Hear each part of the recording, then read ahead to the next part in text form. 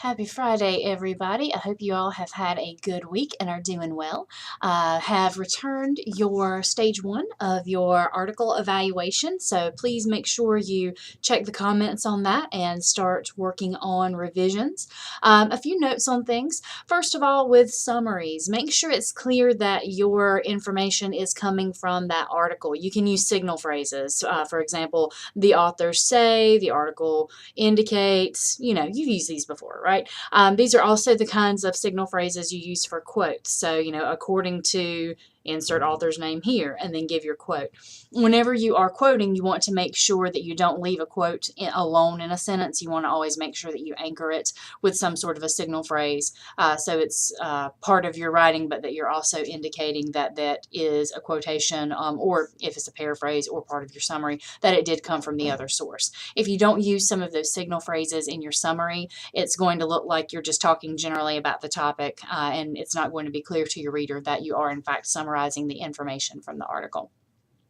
In your analysis, be sure to stay focused on rhetorical analysis. It's really easy to get sidetracked and start talking about the topic. And remember, the purpose of this essay is to analyze how the writers deliver their information to their audience.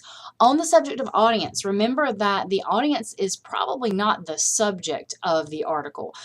So some of you are reading articles that deal with children and then are saying that children are the audience. No, children are not going to be the audience of a scholarly article. So who the article is written about is not necessarily who that article is directed to. Remember that part of this assignment is analyzing how the writers deliver that information to their audience. So part of that is figuring out who the audience is based on those techniques. If you're seeing a lot of complicated wording, if you are seeing articles without a clear explanation of certain terminology that the average person wouldn't understand, then the audience is not the average person.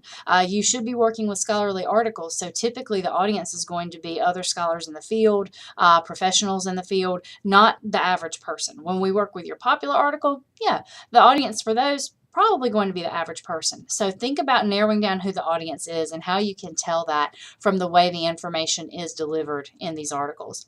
Remember in your analysis also to provide examples. For example, see what I did there? If you are looking at word choice in the article, then you need to give an example of some of that diction from the article. So given a quote that really encapsulates what it is that you're saying. If you're saying they're using really complicated diction or really difficult sentence structure, give an example of that and discuss it. Remember that you should be quoting and you should also be citing. I'm going to post a couple of links to helpful pages on Purdue's online writing lab about works cited entries and in-text citations. You've got a lot of that information in your text that you've read as well, but as I reminded you before, MLA has changed. We're in the 8th edition now, and the Purdue Online Writing Lab has their information updated. So I'll post a couple links, and those will be pinned at the top in the assignments and info section, so you won't have to go track those down. Also, remember MLA format. I've been commenting on that a lot. I did not comment on it in your stage 1 and stage 2, but I did give you feedback on that in your returned ad evaluations. So please, if you're having some issues with MLA, try to fix those. If you need help or have questions about them, please send me an email. I'm glad to help you. Introductions. As you draft your introduction, remember to introduce your author and the title of the article and where the article was published in your introduction. If you've already got that in your summary, you can clip that part of the summary and pull it up in your introduction to help you get going. Otherwise, you want to get your reader's attention. You want to do it in an appropriate fashion, though. So think about some things that you can talk about in your introduction to get the reader interested and invested in what it is that you're writing. And, this is experimental. You're seeing what works and what doesn't. Once again, the introduction is not worth a lot. I just want to see you trying, seeing you take a stab at it. So work on it. See what you can come up with, and I'll give you some feedback when I grade these essays. Your thesis, remember that should focus on whether the ad successfully reaches its audience and how it does that, which is the point of your essay. In your conclusion, you'll be tying up loose ends, recapping your main points, pretty basic stuff here. So again, continue trying with your introductions and conclusions. Also remember that there is section in your book on beginnings and endings. You've read that. You can go back to that and review it to get some ideas. I will caution you against they encourage you to use definitions. That gets done a lot. If you are going to be defining, make sure you are defining something for the purposes of your essay, not just giving, don't go to Merriam-Webster and get the definition and tell that to your audience. Make sure that if you are defining something, it is for the purposes of your essay, not just to kind of fill space and have something to put in your introduction. So those are the notes that I had for this essay. I hope that your drafts are coming along well. I will hopefully be able to turn these around a little more quickly than I did your ad evaluations. I'm sorry that took me so long.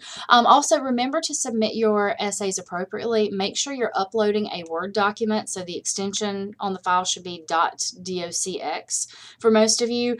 Google Doc is not something you can upload to Blackboard. You need to convert that file and make sure it opens in Microsoft Word before you upload it.